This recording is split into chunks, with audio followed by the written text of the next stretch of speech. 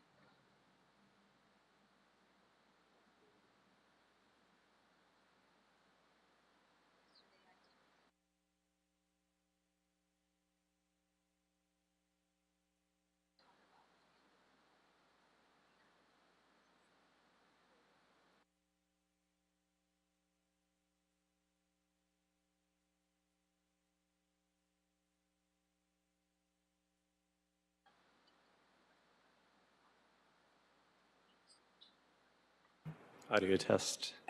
I'm just conducting a sound check for the YouTube broadcast. Just want to make sure that our infrastructure is working and that my voice and the voice of everyone in the meeting will be broadcast out on the Board of Public Works YouTube channel. So I'm just going to keep talking and welcome everyone who's here in the boardroom and everyone who's joining on the Zoom platform. In a moment, I will go ahead and ask for folks who have their hands raised to identify themselves and which item they'd like to speak on, and I'll record your information. And then I will call upon you when we get to your item. But right now, I'm just conducting an audio test with the board secretariat just to make sure that the audio is broadcasting out onto the board's YouTube channel.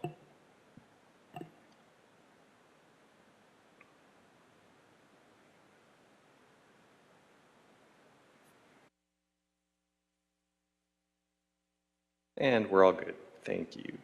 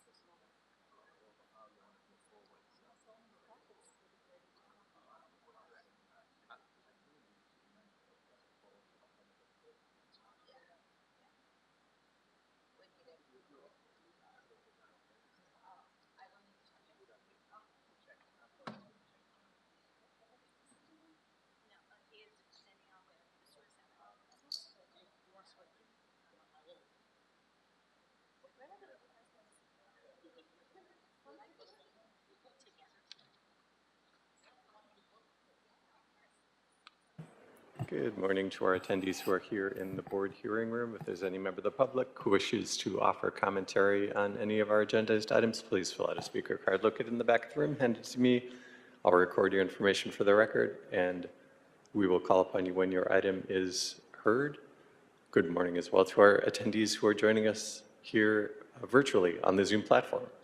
I see a couple of hands raised. I'm going to go ahead and ask if you would like to offer commentary on any of our items, and if you would please identify which items you'd like to speak on. And I'll start with Audit LA.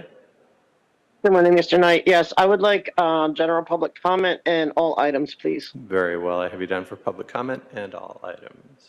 Thank you. Thank you, Audit LA. I'm going to go ahead and put you back on mute and lower your hand. And next, I will ask Jill. Good morning. General. Very well. Thank you. Very well. I have you down for general public comment, Jill. I'm going to go ahead and put you back on mute and lower your hand. And it's about 9:49. We should get started with the board meeting in approximately 11 minutes. I'll make another call out for attendees who may join between now and that time to see which items they would like to speak on. Thank you.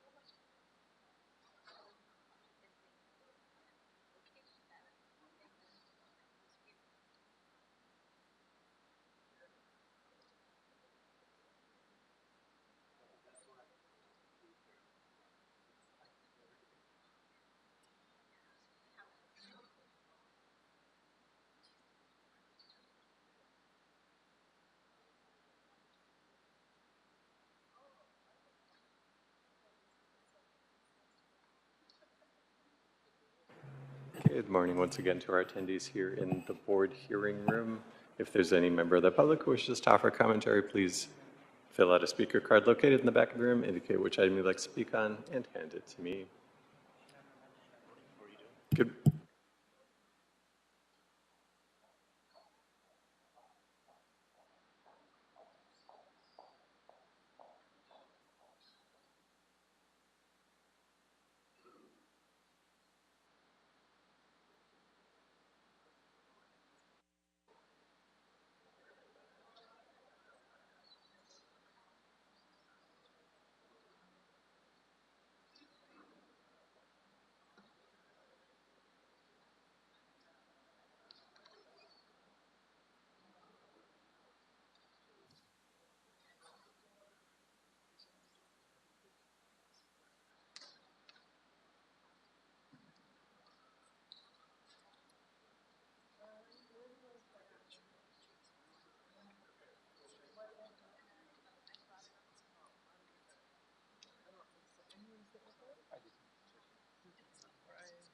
Oh, hey. Good, how are you? Long time no see. Yeah.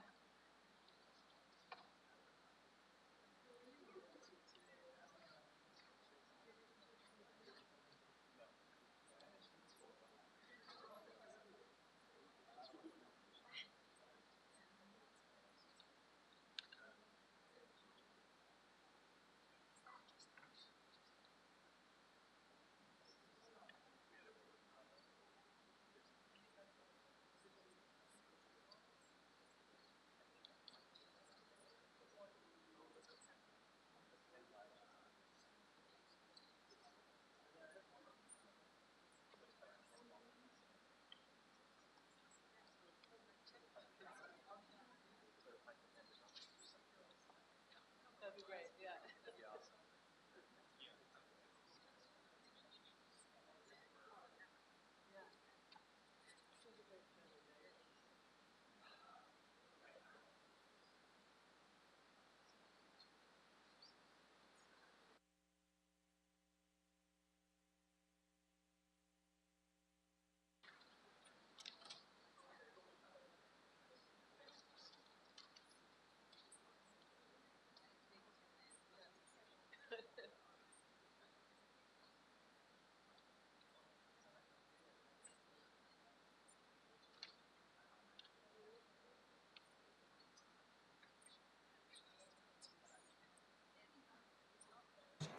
Good morning once again to the attendees who are joining us here in the board hearing room. If there's any member of the public who wishes to offer commentary on any of our agendized items, please fill out a speaker card located in the back of the room, indicate which item you'd like to speak on, and hand it to me. I'll record your information for the record and call upon you when we reach your item.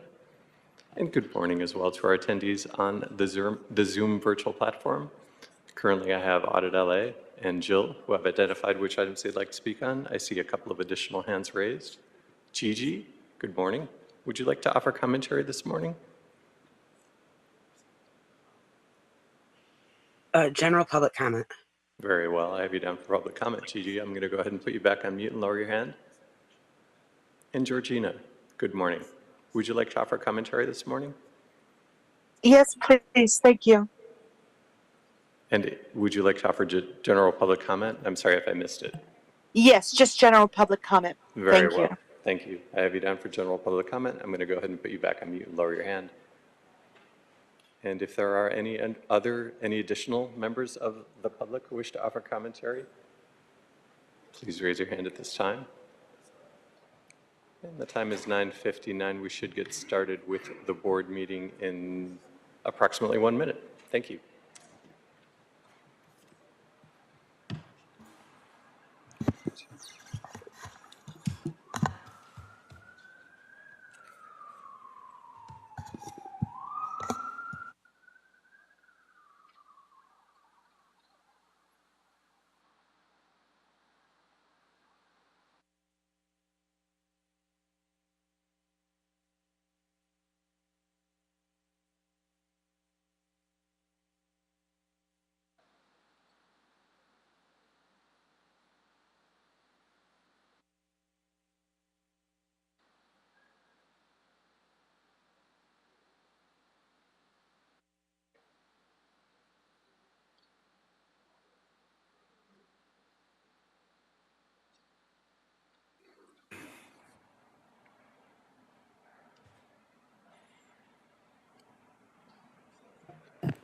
President Kang, we are now in record mode. Thank you very much. Good morning, everybody, and welcome to the regular scheduled meeting of the Board of Public Works for Wednesday, May 21st, 2025. Mr. Knight, would you please take roll and establish quorum? Yes, good morning, President Kang, Vice President Chavez, President Pro Tem Grant, and Commissioner Mitchell are present. We have a quorum. We are joined this morning by City Attorney Representative Virginia Choi. I'm TJ Knight with the Board of Public Works. President Kang, we have 4 speaker cards under public commentary on the Zoom platform this morning, and we have 1 multiple agenda item commenter on the Zoom platform. We have no speaker cards received in the hearing room, and we have 1 virtual public comment that was submitted on the Google form that I've distributed to all commissioners. And that's for All right. item 4. Thank you very much. We will start with general public comment on the virtual platform, which is an opportunity for the public to address the board on public interest items and will be provided up to 1 minute per person, up to a cumulative total of 10 minutes for the general public comment segment of each regular meeting. Testimony shall be limited in content to subject matters which are within the jurisdiction of the Board of Public Works. The board may not take any action on any matters discussed during the public comment period. So we'll do virtual and then come back to in-person. Very well, President Kang. We'll go ahead and start with Audit LA. Good morning, everyone. Hope everyone's well. I'm here to talk about the permits situation. I've been coming here a year, been advising you guys that they never, ever respect not one permit that they've ever had. They've even had closed off the street for no permit whatsoever. They didn't even have a permit. I have absolute evidence of that. So, but that they're continued to get them, even though, yes, they're less frequent. Maybe they're lasting a weekend rather than a month, but still no fire lanes, still, depriving people of their First Amendment right to travel, to go through, and all these just different violations. It's time to put a complete memoriam on them and just no more until you absolutely know that they're not going to cost the city a lot of money by way of lawsuits. Right now, they're too much of a high risk for you guys because it's getting too well known. People are getting too upset and they know what's going on. They know their rights. And it's going to reflect on the city. It's going to come in the form of lawsuits. And I don't want to see that happen. You don't want to see that happen. But And that's 60 seconds. And we'll move next to Jill. Jill? I'm going to continue on along with what Audit LA has just spoken about. No more permits. Say no to cults. Say no to permits on that street. They are not following it. They have another permit for this weekend. I bet they're not going to follow it. They don't. They are going to probably have live music, though they do not have live music permitted. You need to send an auditor and have it looked at. You have to send people unannounced, like you do an unannounced CPS visit. Let's do an unannounced visit to the cult and monitor them. No street vacations, nothing. And also, you're going to have things looked at soon by the law firm that's representing people civilly. Do not cover up. It's not worth covering up for a mafia cult. Bye.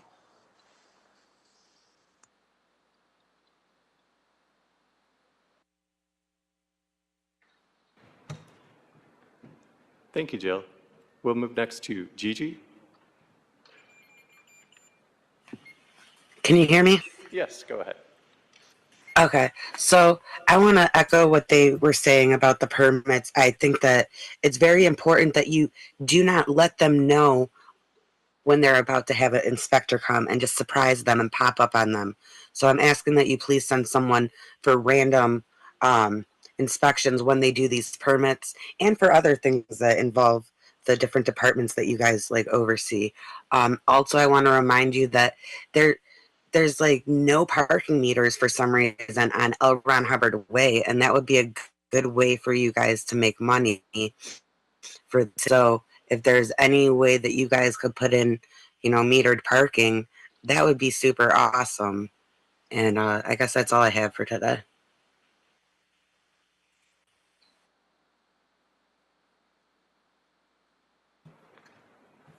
Thank you, Gigi.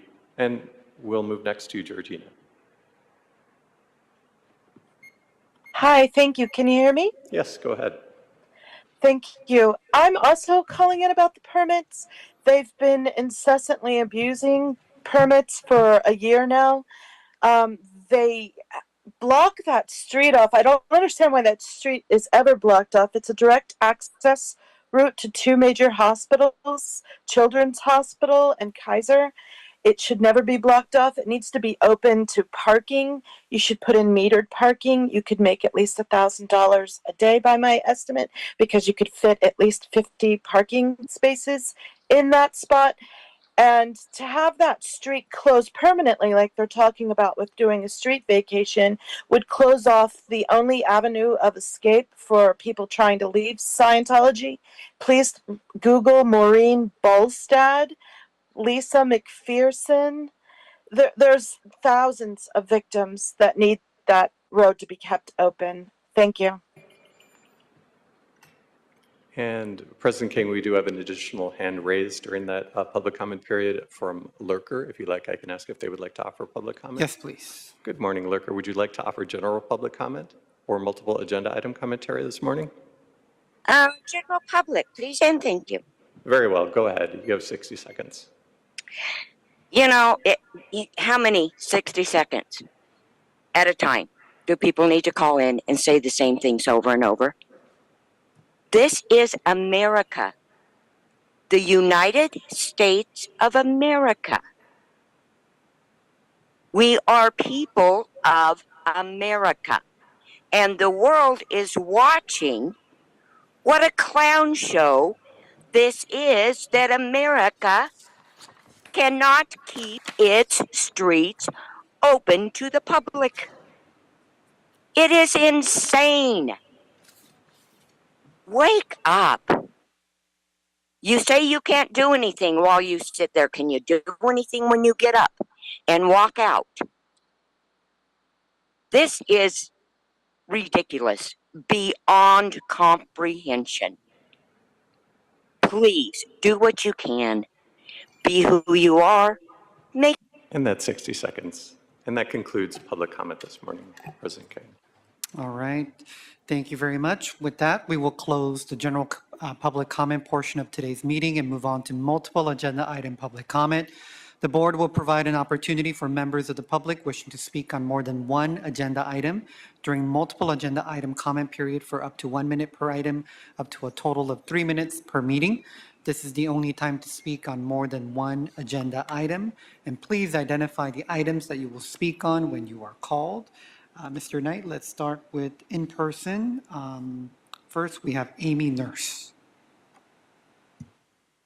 I sign up for everything. So why that you are not calling me for general public comment? General public comment is a separate sector than the all agenda items. You need to identify if you want to speak on general public comment, you need to say that. Oh, okay.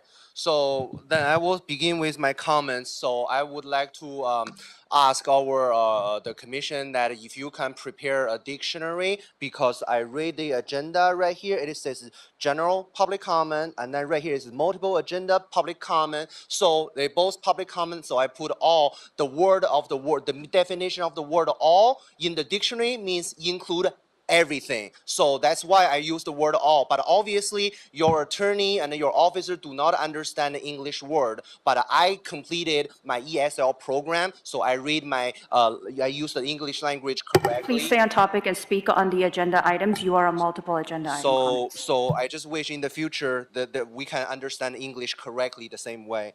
And then move on to item number 1 is about the sidewalk repair.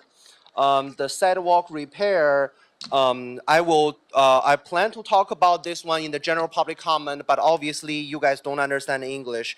So sidewalk repair is that every year in the city council, our city attorney is awarding trip and fall compensations to approximately more than $30 million.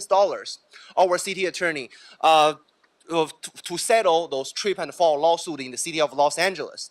And then now our city attorney and the Board of Public Works are crying like, we have no money to fix the sidewalk. We have no money for the Bureau of Sanitation. We have no money for this. Now, let's ask the city attorney, if you fix the sidewalk to begin with, there should be no trip and fall. So when there's no trip and fall, you can save 30 million, 50 million combined annual trip and fall lawsuit settlement, so you can repair the sidewalk. But obviously, the city attorney and then your officer TJ, BJ do not understand English right there. Now let's move on to item number 9. Item number 9 is about the board approval, about the membership fee. So again, our board continue to crying about, we have no money for this, we have no money for, but right now I'm seeing you are paying $129,000 just to be a member of the research foundation. Now, if you are paying $130,000, now tell me, what is the result of your research? What is the research paper that you publish to the public? What do we get after paying every single year for this membership fee? I still do not know what's the purpose of this membership fee, while there are so many repairs pending on the city of And that's LA. 3 minutes. Thank you. If you like, we can move to the virtual platform. Let's move to virtual. And we have Audit LA. Just, for a point of clarification, that LAPD commission does, when you say all items, it means everything. So there's confusion between the two different entities that you all might want to get on the same page, because I do understand what he's saying. Okay, let's go with number 1. Okay, $2.5 million for sidewalk repair, but in 4 different CD districts. How much are we going to get repaired for $2.5 million in 4 different? Is that like you're just going to paint, or put like a cone there, like don't walk over this hole, or are you just going to put like a little grate over a hole? Like, what are we getting for $2.5 million for 4 districts? And I'm disappointed not seeing my district up there, because we have a massive amount of sidewalks that need repaired. I want to remind you, we have the Paralympics coming in 3 years. $2.5 million for 4 districts is not going to do it. Then I want to go to number 2 real quick. Plunge pool and bathhouse sounds great, putting all, but we're putting again $2.5 million for a bathhouse or a plunge pool. Why not put that towards the sidewalks, which would, give us a $5 million at least budget towards the sidewalks? And we need to be building pools that are Olympic-sized pools, because the Olympics are coming. This is waste of money stuff. This can wait until after the budget's fixed, or, that stuff can wait. Number 3, okay, this is an important one for me, the widening. You guys did your environmental impact statement. Okay, I don't trust any environmental impact statement until I see what the city would say to the impact statement for doing a street vacation for L. Ron Hubbard Way. If your impact statement would come back saying, no, there are 3 major hospitals, there's a metro station, there's a bunch of people, we're in a city, don't forget, type of thing. And so, no, absolutely, this would be a horrible impact. Then I would trust your impact statements, your environmental impact statements. But if you would come back saying, oh, yeah, Scientology, yeah, they want the street, let them have it, because, we let them have it every freaking week, every weekend anyway, go for it, then no, I don't trust any of it. So it's really important to me how you guys would treat L. Ron Hubbard Way for me to say whether or not I trust this, because I see too many bad decisions in this city. Okay, sidewalk repair again, here we go. What are we doing? I see you're trying to, navigate it, talk about it, discuss it, what we're going to do, CEQA, blah, blah, blah. The point is, we need our sidewalks fixed. You're under a legal mandate of Willett's decision to do it. Yes, I know they gave you 30 years to do it, so you can kind of feel, oh, we could take our sweet time. And that's You have 3 the minutes. Olympics, you have the Paralympics, you have. And that concludes multiple agenda item commentary this morning, President Kang. Thank you very much. With that, we will close the multiple item public comment portion. The public comment period has been closed, as has the multiple agenda item comment period. Just now. Unfortunately, we have just closed, and we're... Your line out there is holding up people from participating. You have people and no direction down there. I was standing in This line is not an for 12 exchange. minutes, and I'm disabled, and you're going to deny me the process of engaging in this public Unfortunately, we're following a very public process, and we have just closed multiple item public comment period, and we'll move on to our agenda. So I can speak on item per item, then, right? Correct. Great, thank you. Just to clarify, single item commentary is still available. All right, thank you very much. So we will move on to the approval of minutes for both Wednesday, May 5th and Monday, May 12th. Are there any comments or questions from the commissioners related to both minutes? Seeing none, I will move to approve both minutes of Wednesday, May 5th, 2025 and Monday, May 12th, 2025. Is there a second? All right, I moved and is seconded by both President Pro Tem Grant and Commissioner Mitchell. Very well, we'll go ahead and take a roll call vote on approval of minutes for May 12th and May 5th. Starting with you, President Kang, Aye. Vice President Chavez, Aye. President Pro Tem Grant, Aye. and Commissioner Mitchell. All ayes, and these minutes are approved unanimously. All right, thank you very much. Moving on to agenda item number 1 for bid for sidewalk repair program package number 77, access request sites.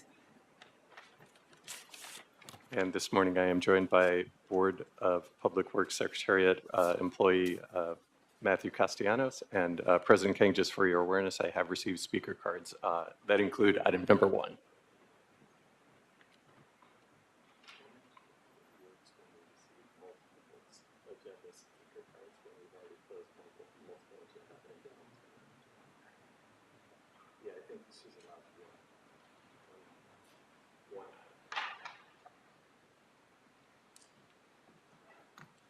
So if you like, we can go ahead and proceed with the bid opening.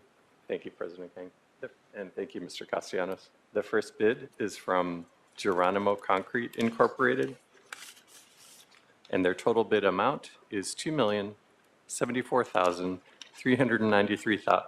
2,074,393.25 from Geronimo. And the second bid for item 1 is from Axiom Group. Axiom Group's total bid amount is $2,082,780.75. 2,082,780.75. Yes, Thanks. The third and final bid this morning for item 1 is from Access Pacific Incorporated. Access Pacific Incorporated's total bid amount is $2,539,135. 2,539,135. And that concludes today's bid opening. Thank you very much. And I know we have a single item public comment for item number 1. Please come to the podium, Trump.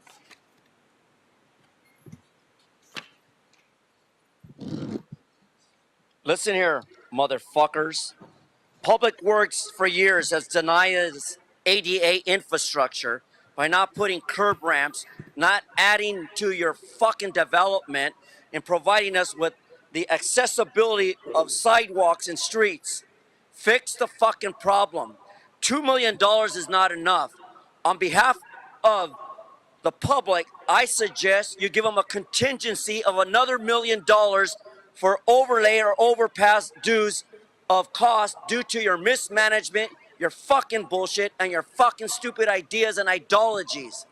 We need to spend money to correct the problems that your ass mayor, carrot ass Bass, has failed to do, and that's the reason why Newscom did not give her $1 billion bailout for the fucking homeless crisis, you moron.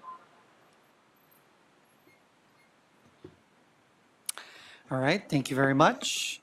Any comments or questions from the commissioners related to item number 1? I'll move to accept the bid for item number 1. Is there a second? Second. Seconded by Commissioner Mitchell. Very well, we'll go ahead and take a roll call vote on opening of item 1. Starting with you, President Kang. Aye. Vice President Chavez. Aye. President Pro Tem Grant. Aye. And Commissioner Mitchell. All ayes, and this item and bids are received, opened, and declared forthwith. Thank you very much. Moving on to item number 2 in Council District 4 for task order solicitation number 095, Perkins Eastman Architects, DPC.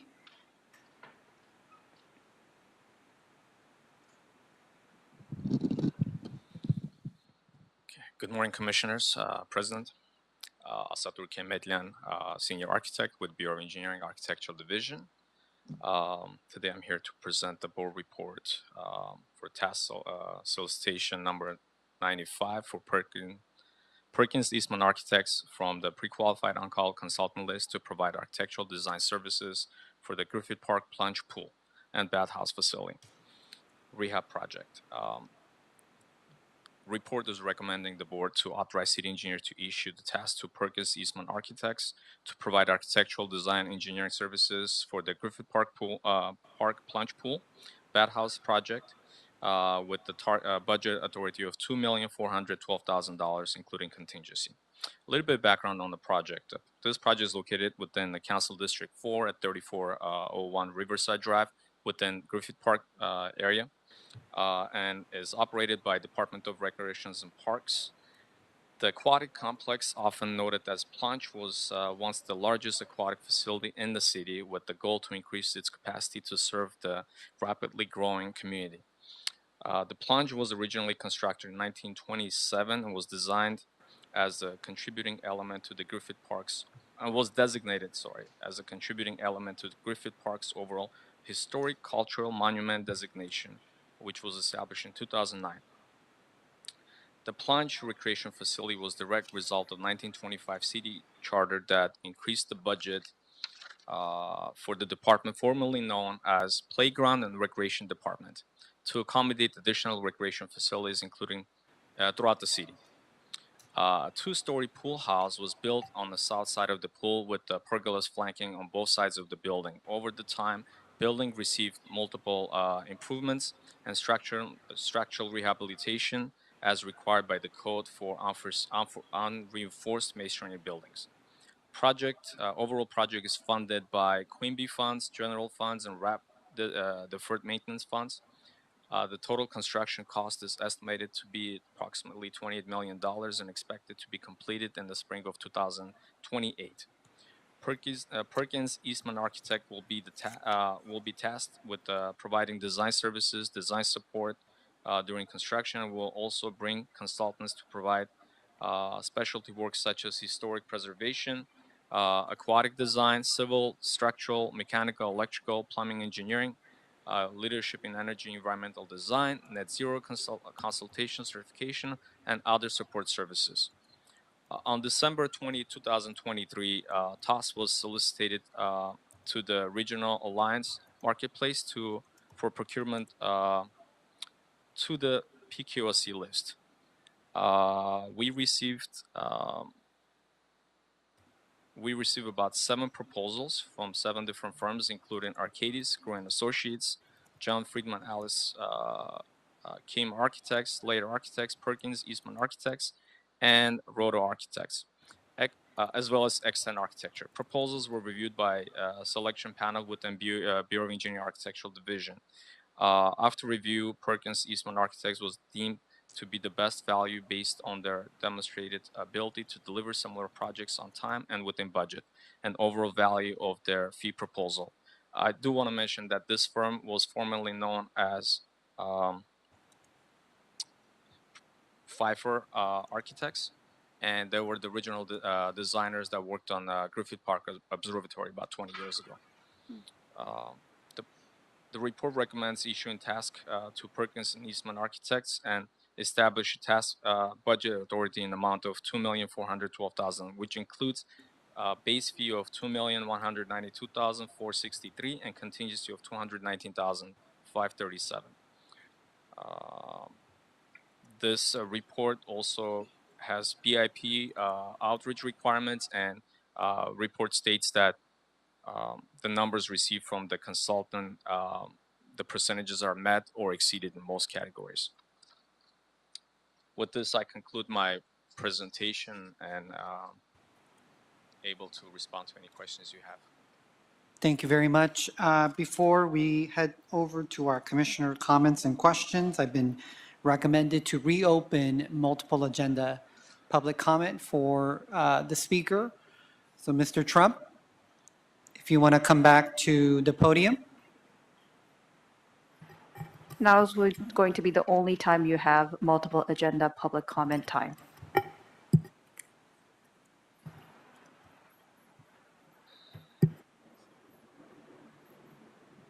And just for my clarification, the speaker gets 1 additional minute or three minutes for multiple? He's already had 1 minute. So- If this is multiple agenda comment, then he gets 2 more minutes. since Okay, this is very well. 2 more minutes. Please approach the podium, and you have 2 minutes to offer your multiple agenda comment. If you do not approach the podium now, you're done with multiple agenda public comment, and you're done with all comments. I'm To you, speaking sir. to you.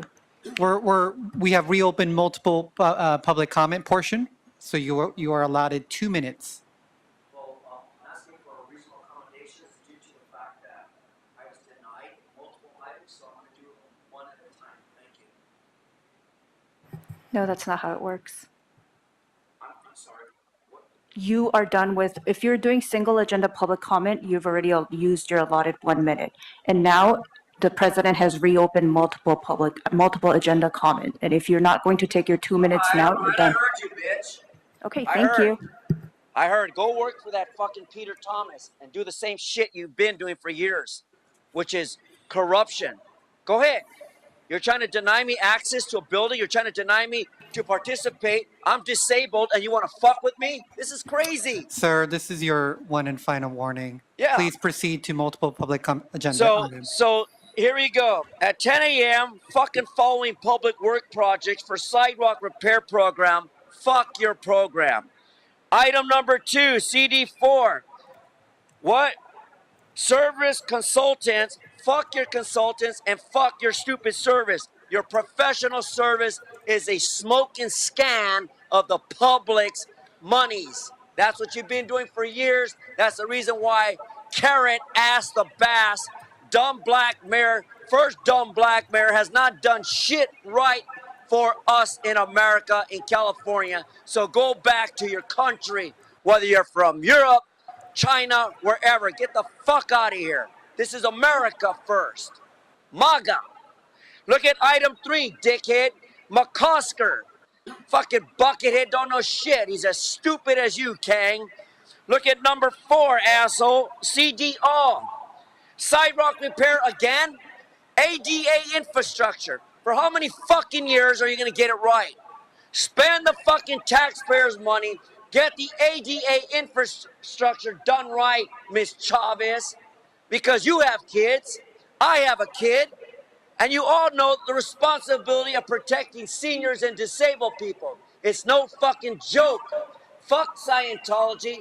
Fuck the DA. And fuck the juju money tree that runs this fucking country to the ground, and your stupid songs and your stupid movies and your stupid threat to society. Fuck you for the record. 42 U.S.C. 1983. Trump! All right, with that, I will close multiple agenda public comment period once again, and we'll head back to item number 2. Commissioners, any questions or comments on item number 2? Seeing none, is there a first and a second? Second. Okay, first by Commissioner Mitchell, seconded by Vice President Chavez. Very well. We'll go ahead and take a roll call vote on approval of item 2, starting with you, President Kang. Aye. Vice President Chavez. Aye. President Pro Tem Grant. Aye. And Commissioner Mitchell. All ayes, and item 2 is adopted and will move forward forthwith. Thank you very much. Moving on to item number 3 in Council District 15, Alameda Street widening, Anaheim Street, Harry Bridges Boulevard project.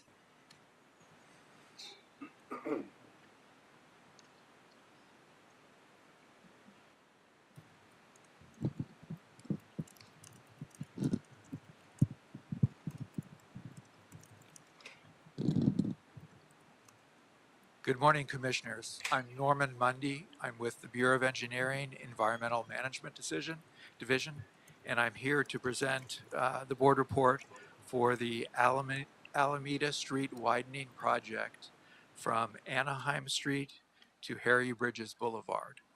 This project is in Council District 15, and the intent of the project is to improve traffic circulation and increase capacity on Alameda Street.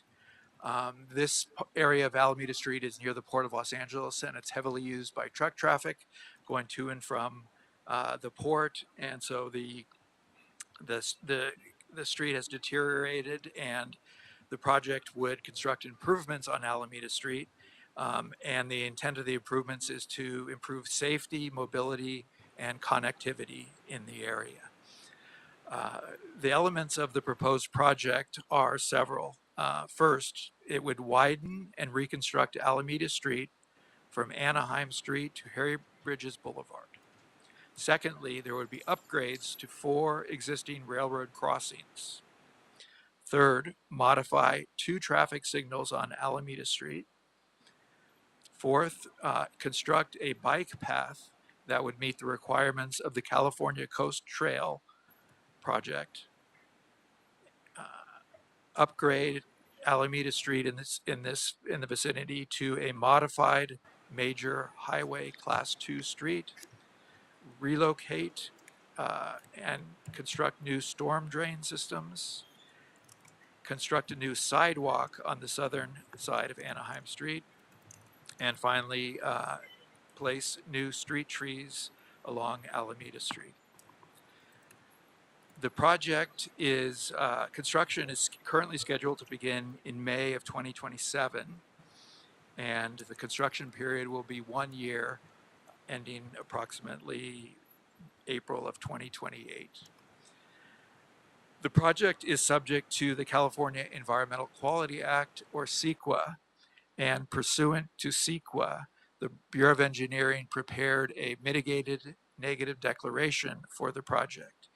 The purpose of the mitigated negative declaration was to identify any significant environmental impacts that the project could have. On the basis of the mitigated negative declaration, it was concluded that the proposed project would not have a significant effect on the environment.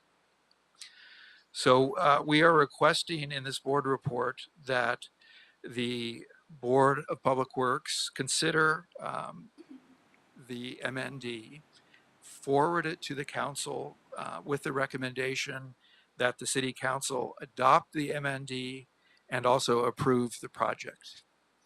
If you have any questions, I'd be happy to answer them. Thank you very much. We do not have any single item public comment for item number 3. So we will move to commissioner comments or questions. Vice President Chavez. Yes, thank you for the report. I saw that a letter was sent to Caltrans that was attached to the final MND, and they responded regarding mitigations that would be above and beyond the normal traffic mitigations, you know, in terms of what is required to be done. Also, because there is concern about the overlap of this project next to the Vincent Thomas Bridge deck replacement project. It's a huge project. 20% of the nation's goods go just over that bridge. So I know that there's been a lot of concern about sort of the scheduling and the sequencing of having the construction happen in these 2 major corridors. And I know there's been discussion about how that's going to be sequenced, what the mitigations are going to be, what the traffic planning is going to be. Is there, as of yet, have we landed at a solid plan for managing traffic, or are we still working on that? Yes, thank you for the question, Vice President. We're very well aware of the Vincent Thomas Bridge project, and that's been a consideration as we've gone through both the environmental documentation and design for this project. I would like to ask George Huang of the Bureau of Engineering to come up and address that question. George is the project manager for BOE for the project and has been working on the issues relating to coordination with the Vincent Thomas Bridge project. Thank you, Norman. Good morning, Commissioner. My name is George Huang from the Street Improvement Division, Bureau of Engineering. We have been working very closely with the Caltrans project management team on the Vincent Thomas Bridge. We attend their technical advisory committee every month. That's held. So there's been a lot of coordination alongside with Council District 15 on the two projects, the Alameda widening and the Vincent Thomas Bridge project. To date, right now, we have, with the council office support, agreed to Caltrans will finish their deck replacement project first, and then the Alameda Street project will follow afterwards. So there'll be no overlap in terms of the construction work, and this was done in the best interest of. We understand Alameda is a major thoroughfare for truck traffic, so so that has been resolved. So right now, the Caltrans project estimated to be complete. The bridge closure just for that work is expected to open about spring of 2027. So then we're planning to finish the remaining of our design work and start around shortly after that project. The bridge is opened again, so there'll be no overlap between the two projects. Okay, great.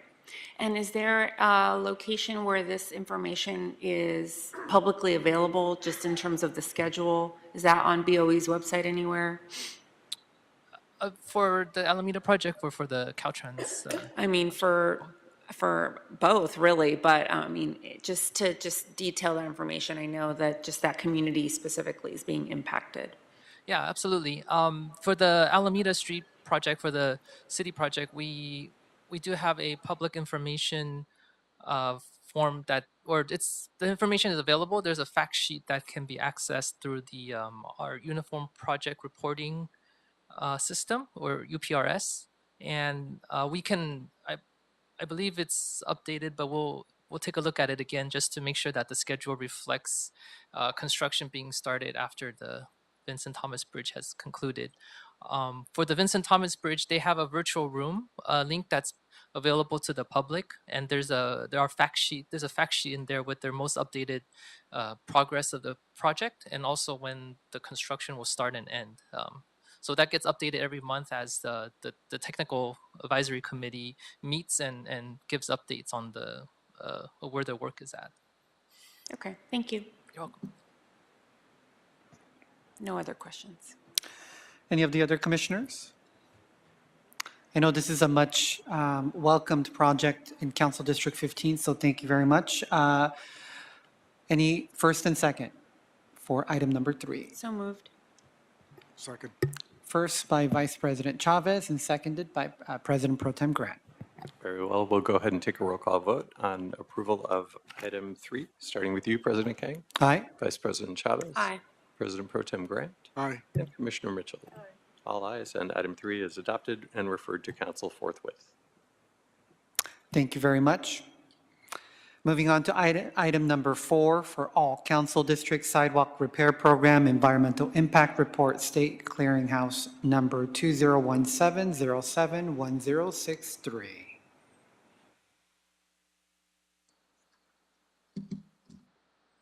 Good morning, Commissioners. My name is Lauren Rhodes. I'm an environmental supervisor with the Environmental Management Division at the Bureau of Engineering. The item we're presenting today is the board actions and recommendations for City Council on the environmental impact report for the sidewalk repair program.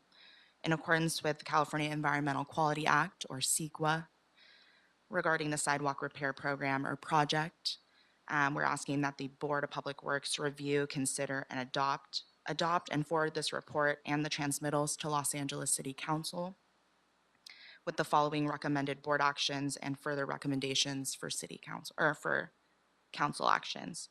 Firstly, please review and consider the information contained in the project's recirculated portions of the Environmental Impact Report, or recirculated EIR, which consists of the draft recirculated EIR and the final recirculated EIR. Also, the project's Environmental Impact Report, also known as the 2021 Environmental Impact Report, comprised of the draft EIR and the final EIR, and any other information on the record of proceedings. Secondly, please approve the project and the project's street tree policy, the project's mandatory project features policy, with consideration of the project's proposed ordinance. This will be Los Angeles Municipal Code, or LAMC 62.104.1, and forward the project street tree policy and mandatory project features policy to City Council for final consideration and approval. Thirdly, we ask you to recommend the City Council request the City Attorney's Office to prepare an ordinance to reinstate ordinance number 187106, adding LAMC section 62.104.1 to LAMC for reconsideration. Fourth, we ask you to recommend that the City Council, concurrent with the consideration of the reinstatement of ordinance number 187106, when transmitted by City Attorney, and in accordance with CEQA regarding the project, to review and consider the information contained in the project's recirculated EIR and the project's 2021 EIR, and any other information on the record, and certify that the recirculated EIR and the 2021 EIR were completed in accordance with CEQA, that potentially significant environmental effects of the project have been disclosed and evaluated in compliance with CEQA, and that the recirculated EIR and the 2021 EIR reflect and express the City of Los Angeles's independent judgment and analysis as the CEQA lead agency. Secondly, to adopt the project's CEQA findings, including the statement of overriding considerations and the project's supplemental CEQA findings. Thirdly, to specify where the documents constituting the record of proceedings in the manner are located at the Office of the City Clerk, the Board of Public Works Commission, the Department of Public Works, Bureau of Engineering, and any other relevant city department. To fourth, approve the project street tree policy and the project's mandatory project features policy. And lastly, to present and adopt the accompanying ordinance to add section 62.104.1 to the Los Angeles Municipal Code to establish and codify the new sidewalk repair program. So to provide you with a little bit of background on the project, the city entered into the Willits Settlement Agreement in 2015 after numerous lawsuits were filed against the city with claims about accessibility law and the condition of the city sidewalk. The settlement requires that the city expends $1.3 billion over a 30-year compliance period. The compliance period started in 2017 and will continue through 2047. We are currently in year 8. The amount of money that the city will expend will increase in 5-year increments throughout the whole compliance period. As you very well know, this is a very large undertaking, and the Office of the City Administrative Officer recommended a consideration of a new sidewalk repair policy that ensures continued and efficient compliance with the Willits settlement. The city needed to analyze the project in accordance with the California Environmental Quality Act. Typically, sidewalk repairs would be categorically exempt from CEQA under an exemption that identifies existing facility repairs and maintenance as work that would result in no significant effects on the environment. Under the current city practices, we would have to individually conduct environmental review for each sidewalk repair project. We decided to prepare an environmental impact report in compliance with CEQA because the project consists of a new ordinance that revises the manner in which implementation of the sidewalk repairs are conducted under the Willits settlement. Additionally, we needed to analyze the project's potential long-term effects from the tree removals and replacements, which could accompany the sidewalk repair, and the potential cumulative impacts on biological resources for the entire program. So to recap the project's objectives, the fundamental objective of the project is to ensure the continued and efficient compliance with the Willett settlement and to amend the existing program for sidewalk and curb ramp improvements, to retain the existing street trees to the extent feasible, to ensure that street tree removal is conducted in compliance with the city's replacement requirements, and lastly, to identify criteria and a process for ministerial approval of future sidewalk repairs with the goal of avoiding individualized project environmental review and legal challenge, thus streamlining the Willett settlement implementation. So the project consists of a program, like I said, that would modify the manner in which sidewalk repairs are undertaken pursuant to the obligations under the Willett settlement. And it also includes a proposed ordinance which would guide the construction of sidewalk repairs for the 30 years of the compliance period.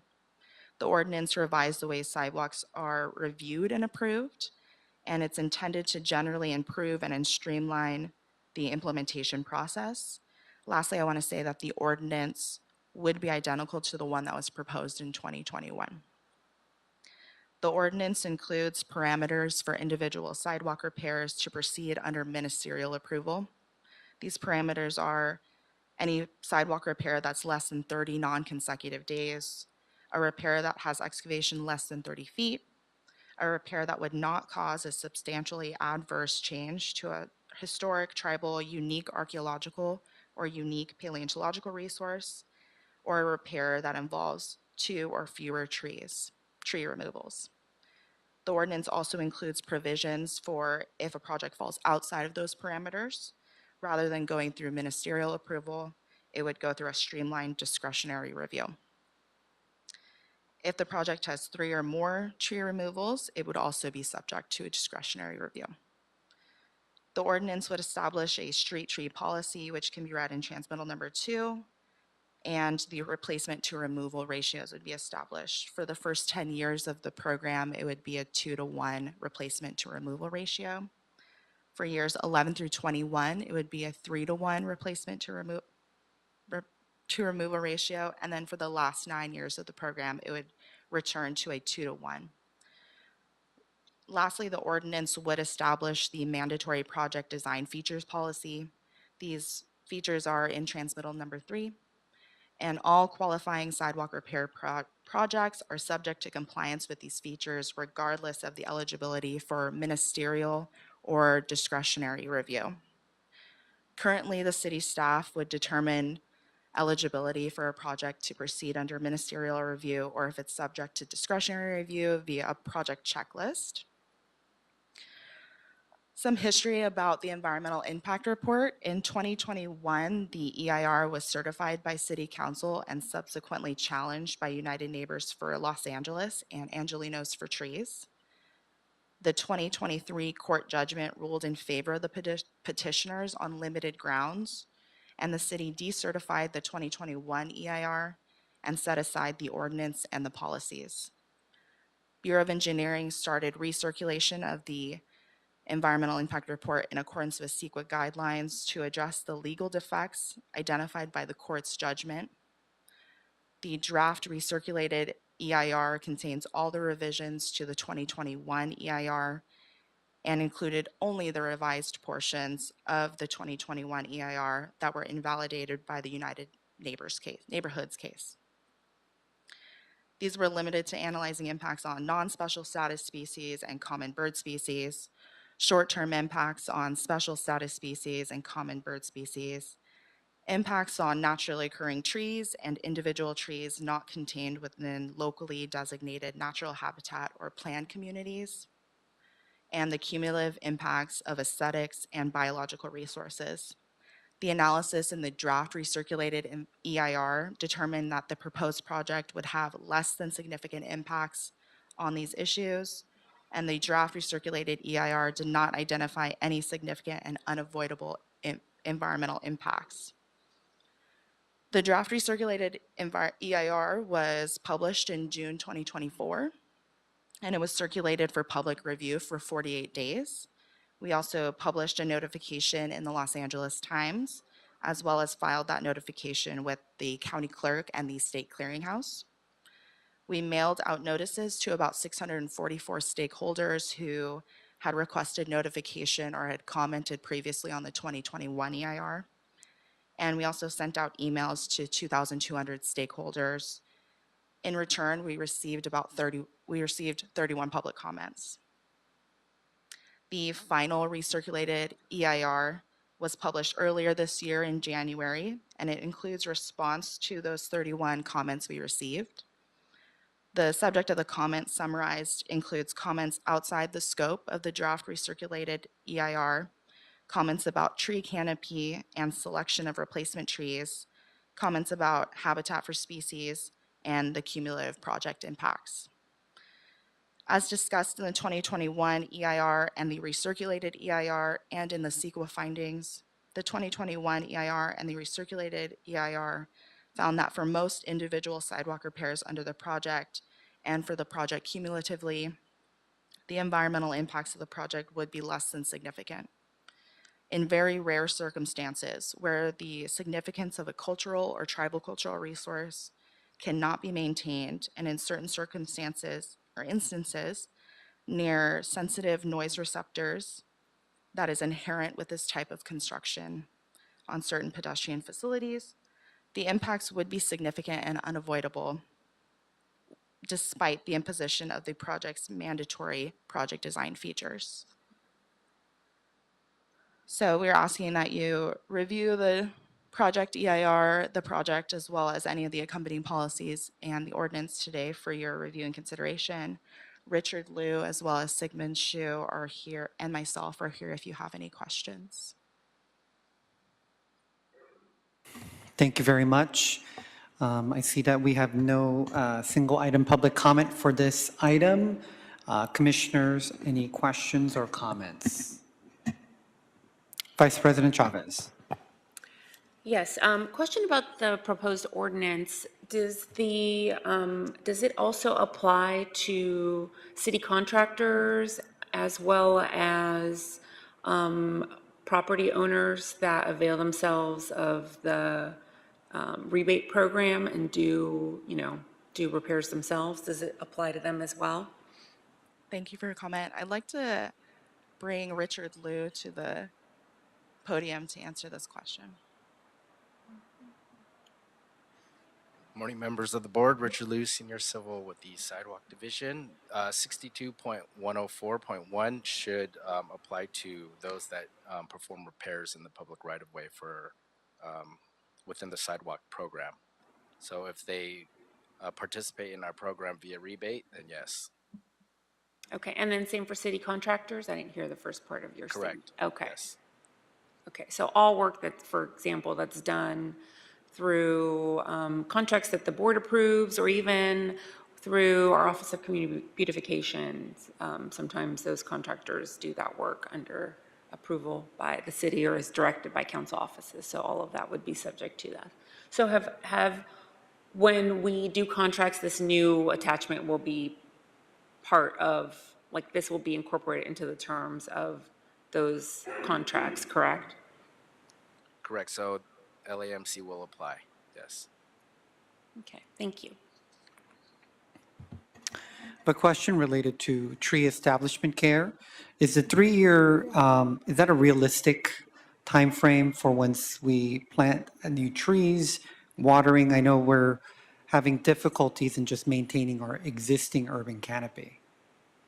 Is it realistic In terms of maintenance, are we able to honor the 3-year that we're stating on paper? Because I know our crews are having difficulty in watering and maintaining trees in our public right-of-way. Right. So currently, UFD does help maintain. So they are currently, fulfilling that role.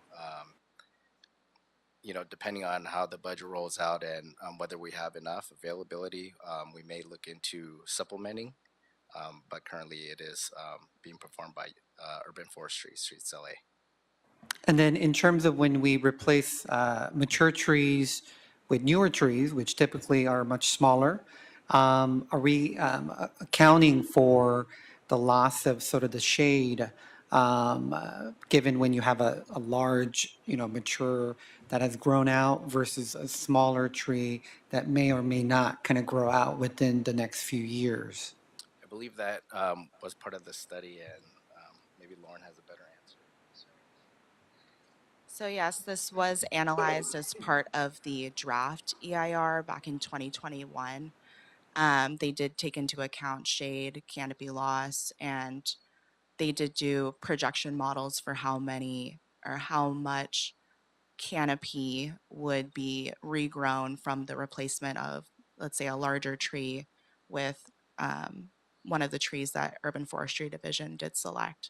And that was based on the practices of UFD from that time and actual data that we had from tree removal and replacement. And lastly, in the notification section, is it possible for the board to be to be notified when we have removal of trees, in addition to city council offices and CFAC and neighbor councils? I will let. I did not see that in there, but I'm sorry, the question is, can the board be notified and council office be in notified? addition to, public notification criteria. Sure, we can look into notifying specifically the board and the council district, or It already has city council offices, neighborhood councils, and CFAC, the Community Forest Advisory Committee, but it does not stipulate the board. So I would like for that to be included as well. noted. Thank you. Thank you very much. Any other questions or comments? Seeing none, I'll move. Is there a second? Right, seconded by Commissioner Mitchell. Very well, we'll go ahead and take a roll call vote in approval of item 4, starting with you, President Kane. Aye. Vice President Chavez. Aye. President Pro Tem Grant. Aye. And Commissioner Mitchell. All ayes, and this item is adopted and referred to council forthwith. Thank you very much. Moving on to item number 5 for Council District 4, Construction Budget, Tomovich and Associates.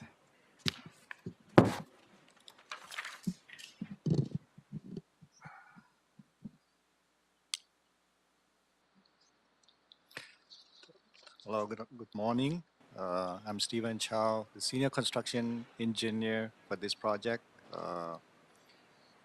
I'm here to present the board report to request approval for the construction budget for the super expedited wastewater emergency rehabilitation for the Fairfax Avenue right-of-way 1700 and 1700A projects to Tomovich and Associates, authorize a construction budget of $387,000 and $260,000 respectively, including contingencies, and to authorize the city engineer to issue construction orders and change orders up to the authorized construction budget. A little bit about background of this project. The LA Sanitation and Environment, LA San, issued an urgent expedite request on May 3rd, 2023 for the removal and replacement of the existing sewer reach due to several pipeline fractures, a broken pipe, several root intrusions at Y connection. The project is located within a sewer easement south of Hillside Avenue, intersecting Fairfax Avenue and West Hollywood, as shown in Figure 1 and 2. For the Fairfax Avenue right-of-way 1700 project, the pipe is an existing 6 inches VCP and RCP reinforced concrete pipe, 7 feet deep with a total length of 119 feet and was constructed in 1925. The scope of work consists of removal and replacement of 199 linear feet with new 8 inches HDPE high-density polyethylene pipe via pipe busting, restore a total of 4 house connections, and remodeling of the upstream maintenance hole and downstream maintenance hole channel, as shown in figure number 1. For the second project, the Fairfax Avenue right-of-way 1700A project, the pipe is an existing 6 inches concrete, 7 feet deep, with a total length of 122 feet and was constructed in 1925. The scope of work consists of removal and replacement of 122 linear feet with new 8 inches HDPE pipe via pipe busting, restore a total of 2 house connections, and remodeling of the upstream and downstream maintenance hole channel, as shown in figure number 2. A little bit about pipe busting. Pipe busting was selected for this project to replace for the sewer because removing and replacing the existing surface improvements and natural vegetation would be cost prohibitive. And then pipe busting method is a trenchless construction method by which the existing pipeline is broken and forced outward by hydraulic and pneumatic expansion head to create space for new pipe concurrently pulled from behind. The only excavation required is as the jacking and receiving pit and excavations at house connections to reconnect them to the new line. This is far less excavation and less impacted to the residents and reduces the need for major surface improvements compared to traditional open trench. The schedule of work and prices were generated through applicable fixed prices and non-fixed price bid items and calculated quantities. Tomovich and Associates was the lowest bidder for each project at $321,790 for the Fairfax Avenue right-of-way 700 project and $216,223 for the Fairfax Avenue 700A project respectively. With respective contingencies, the total requested construction budget are $387,000 and $260,000 respectively. This project will be issued at the same time to minimize the duration of the public impact, maximize the effectiveness of the shorting design, traffic controls, and any necessary permits for approval. Therefore, the BOE staff, I'm here request to approve the total combined construction budget of $647,000 and authorize the city engineer to issue construction orders and change orders to Tomovich and Construction for this project. That concludes my presentation. I'm here to take any questions you may have. Thank you very much. We do not have any single item public comment. Commissioners, any questions or comments on item number 5? President Pro Tem Grant. Good morning. We discussed in the briefing the replacement of clay and concrete pipes with the polyethylene pipes, and the concern I think that we talked about was whether or not the decomposition, whether or not it would bring plastics or microplastics into the system. Do we have a sense of what the life expectancy is of the HDPE? Yeah, the HDPE pipe is the citywide approved products list. That's the one they're going to use. Life expectancy is about 50 to 75 years. In some cases, it may even last 100 years. So, right. Hopefully by then we have a different material. Thank you. All right, thank you. Any other comments or questions? Seeing none, is there a first and a second? Second. First by Commissioner Mitchell, seconded by President Pro Tem Grant. Very well, we'll go ahead and take a roll call vote on approval of item 5, starting with you, President Kang. Aye. Vice President Chavez. Aye. President Pro Tem Grant. Aye. And Commissioner Mitchell. All ayes, and item 5 is adopted forthwith. Thank you very much. Moving on to item number 6, Council District 11, revised budget and issue supplemental agreement, change order number 9, Carbon Activated Corporation for the Hyperion Water Reclamation Plant, dilute polymer system improvements. Good morning. Good morning, Commissioners. My name is Ibrahim Hafiz. I am a project manager with the Bureau of Engineering's Environmental Engineering Division, and I will be speaking on item number 6, which is a board report to revise the budget and issue supplemental agreement change order number 9 to Carbon Activated Corporation for the Hyperion Water Reclamation Plant dilute polymer system improvements. This board report is recommending several authorizations. I'll go over those very briefly. The first authorization is to authorize $1.962 million in additional contingency and approve a revised construction budget of $10,926,954. We're also requesting authorization for the city engineer to issue supplemental agreement change order number 9 and authorize 2 members of the board to sign this supplemental agreement change order. Also, we are requesting authorization for the city engineer to issue change order numbers 11 and 21 and to issue subsequent change orders up to the revised construction budget if authorized today. A little bit of background about the project. The centralized polymer feed system at Hyperion is outdated and beyond its useful life.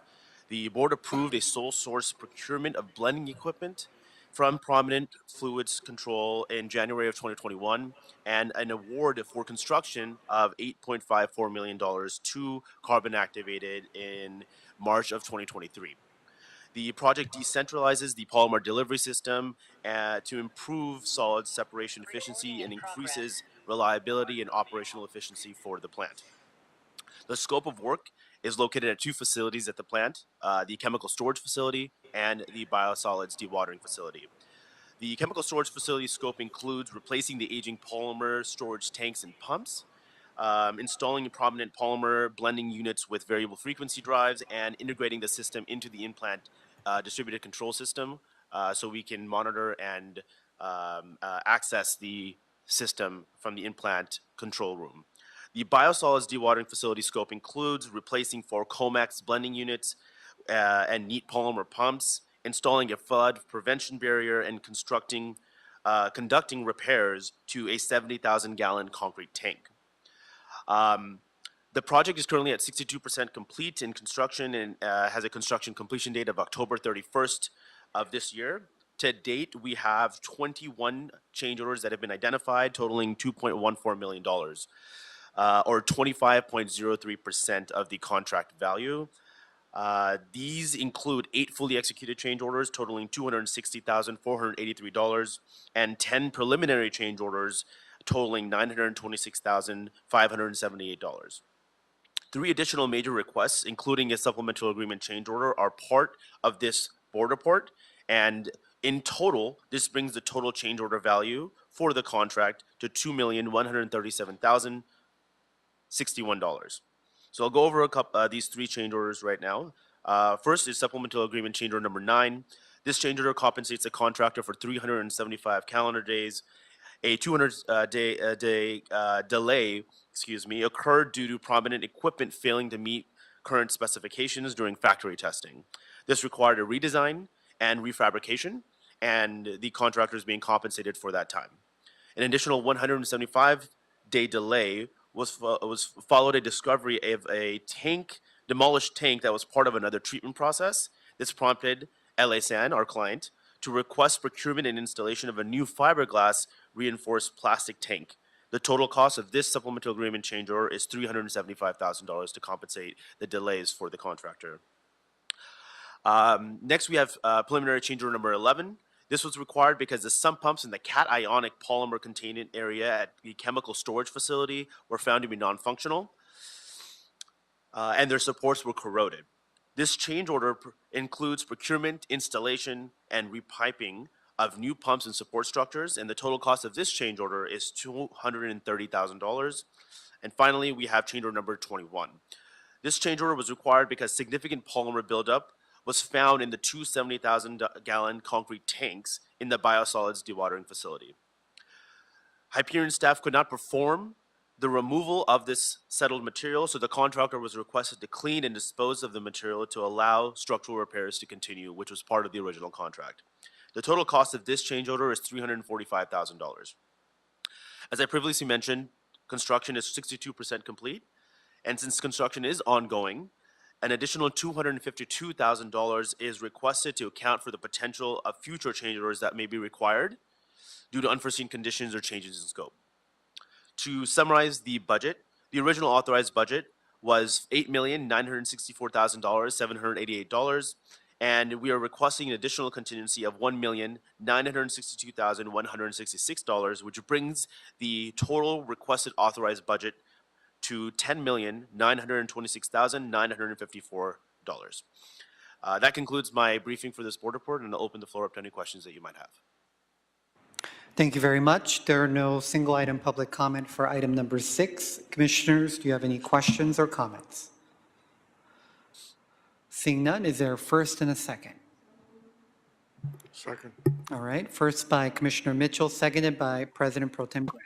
Very well. We'll go ahead and take a roll call vote on approval of item 6, starting with you, President Kay. Aye. Vice President Chavez. Aye. President Pro Tem Grant. And Commissioner Mitchell. All ayes, and item 6 is adopted forthwith. Thank you. Thank Have a you great very morning. much. Moving on to item number 7 for Council District 4 and 13, Contract Award Spinello Infrastructure West, Inc. Good morning. My name is Alyssa Reyes, Project Manager with Bureau of Engineering, Wastewater Conveyance Engineering Division.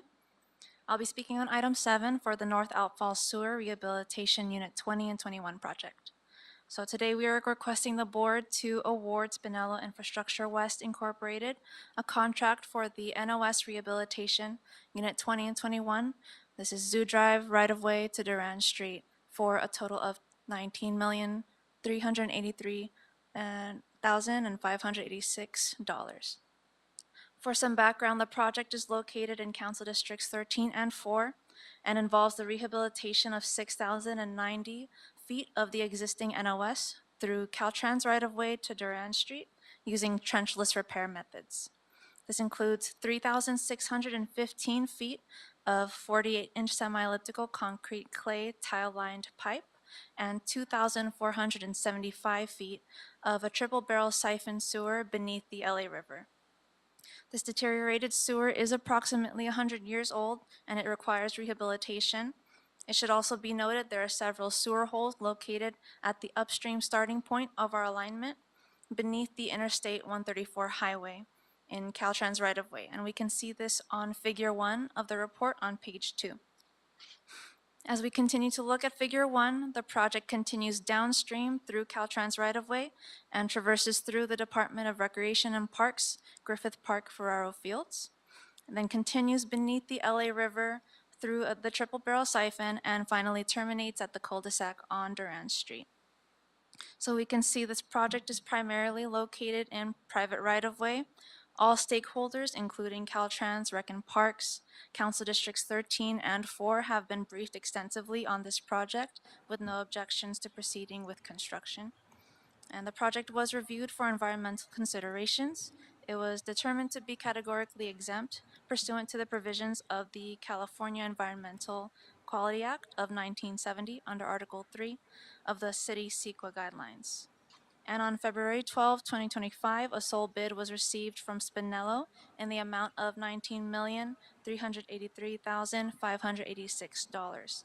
This is 4.8% higher than the city engineer's estimate of $18,495,640.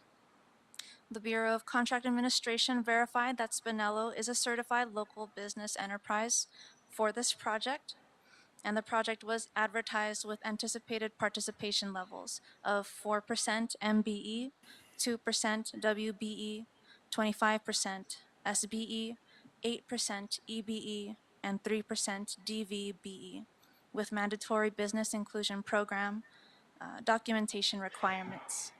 And the Office of Contract Compliance reviewed the bid documents submitted by Spinello and reported that the contractor pledged participation levels of 3.61 MBE, 0.32% WBE, 8.87% SBE, 3.35% EBE, 0% DVBE, 0% LGBTBE, and 10.26% OBE, and complied with the BIP outreach requirements of the bid.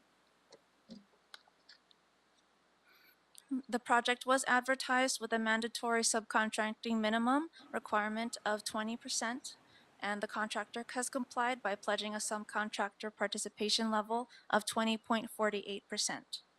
The project also incorporates the project labor agreement as well, and the funding will be budgeted within the Sewer Construction Maintenance Fund.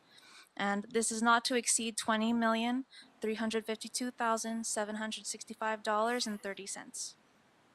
And in view of the findings presented in this report, BOE staff recommends the following to the Board of Public Works as documented on page 1 of the report. This includes to declare Spinello Infrastructure West Incorporated sole bidder to be the lowest responsible bidder and award Spinello a contract for the North Outfall Sewer NOS Rehabilitation Unit 2021 Zoo Drive right-of-way to Durand Street project for $19,383,586 and authorize the president or 2 members of the board to execute the contract after approval as to form has been obtained from the city attorney. This concludes my briefing. I'm happy to answer any questions. Thank you very much. We have no single item public comment for this item. Moving on to commissioners, any questions or comments? Real quick, I know this, we only had a single contract, but Given the complexities, is that why the Bureau felt that there weren't a lot of engagements related to this item?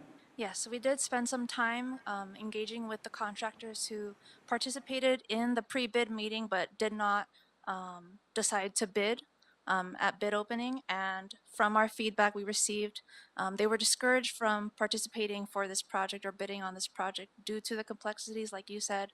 As we kind of detailed in the report, this project is heavily involved with many stakeholders, Caltrans, Rick and Parks. This comes with many requirements, site restoration specifics that are implemented into the contract itself. So that's what we ultimately determined. Okay, thank you very much. Seeing no additional comments, I'll move to approve item number 7. Is there a second? Second. Seconded by Commissioner Mitchell. Very well, we'll go ahead and take a roll call vote on approval of item 7, starting with you, President Kang. Aye. Vice President Chavez. Aye. President Pro Tem Grant. Aye. And Commissioner Mitchell. All ayes, and item 7 is adopted forthwith. Thank you. Moving on to item number 8 in Council Districts 1, 5, 9, and 13, contract award for Ramona, Inc.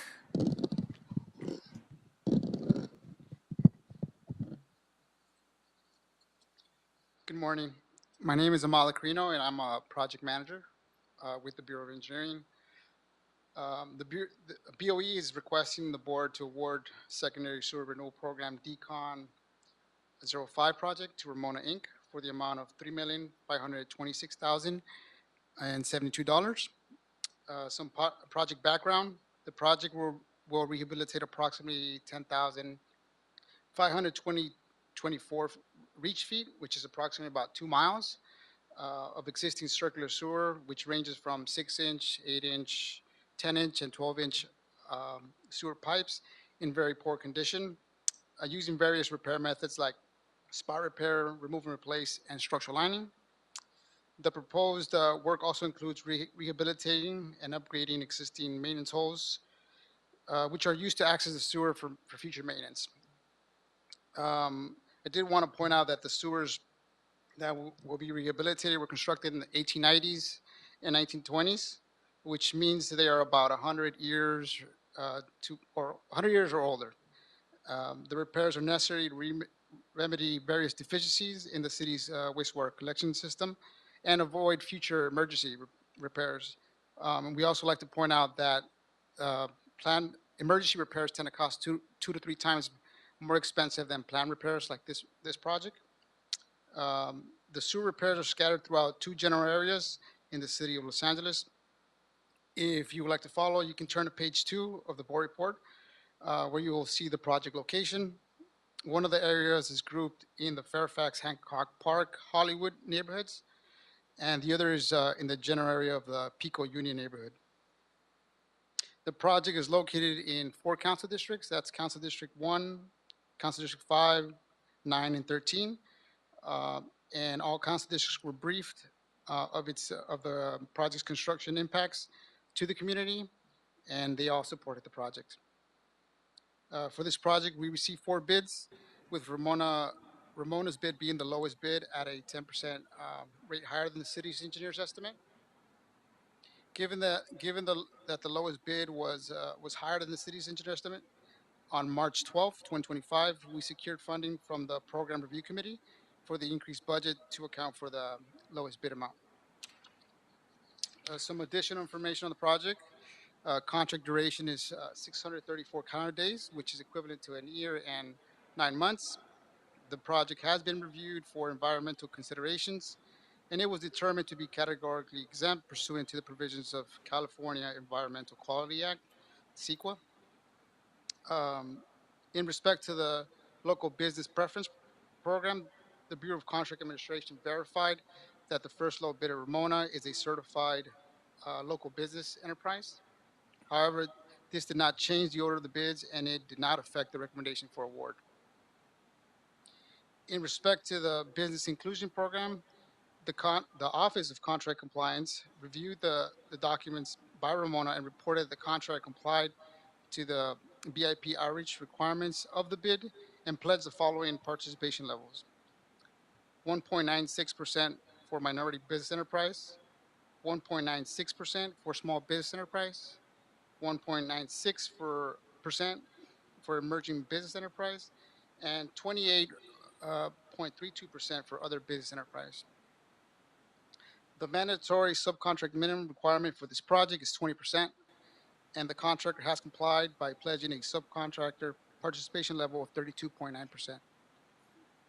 To date, Ramona has worked on numerous contracts issued by the board, and no significant or unresolved problems in inspection, contract compliance, or bidder responsibility have been experienced by the Bureau of Contract Administration.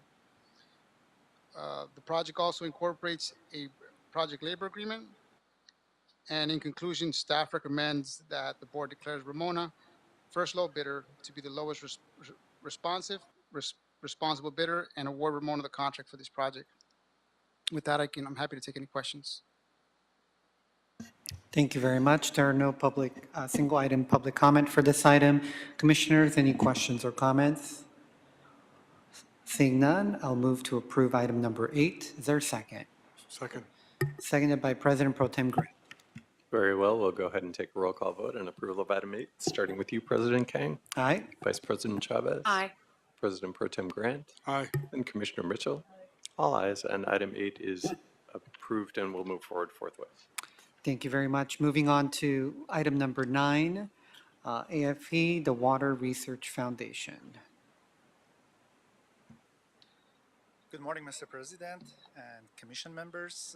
My name is Nasir Imami, Senior Environmental Engineer with LA San Hyperion Water Reclamation Plant, Water Recycling Implementation Division.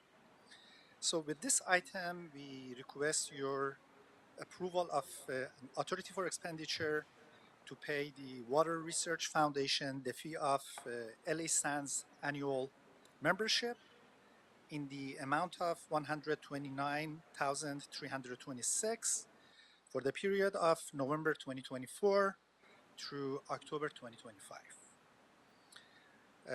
Water Research Foundation is a 501c nonprofit and the leading research organization to advance the science of all water and meet the needs of water sector. It funds, manages, and publishes research on technology, operation, and management of drinking water, wastewater, reuse, and stormwater systems, which are the core of clean water and stormwater programs of LA San. LA San has been a member of Water Research Foundation for many years. Many engineering staff from our water reclamation plants, stormwater divisions, and wastewater collection divisions use the resources provided by Water Research Foundation on a frequent basis. It's a great resource for our staff, assisting with their professional development and providing our staff with the resources to improve the operation and maintenance of water reclamation plants and stormwater systems. Water Research Foundation is also a mechanism for us to stay updated on the latest innovations and developments in the water, wastewater, and recycled water sectors. Two examples of how we participate in Water Research Foundation research projects are related to the treatment of PFAS, which is a forever contaminant, and the management of brine, which is a waste stream from advanced water purification processes at Donald Tillman and Hyperion Water Reclamation Plant. Water Research Foundation is supported by over 900 utilities and municipalities across the nation. The membership fee is based on the utilities revenue and number of people being served by the utility. With your approval, we'll continue LA San's membership, which will help us to stay at the forefront of recent developments in wastewater, recycled water, and stormwater. Thank you. Thank you very much. No public comment for this item as well. Any questions or comments from the commissioners related to item number 9? Seeing none, I'll move to approve. Is there a second? Second. Seconded by Vice President Chavez. Very well, we'll go ahead and take a roll call vote on approval of item 9, starting with you, President Kang. Aye. Vice President Chavez. Aye. President Pro Tem Grant. Aye. And Commissioner Mitchell. All ayes, item 9 is approved and will move forward forthwith. Thank you. Thank you very much. With that, Mr. Knight, does that clear our desks for today? Yes, it does, President Kang. Our next meeting will be on Friday, May 23rd, 2025, and the meeting is adjourned at 11:25 a.m.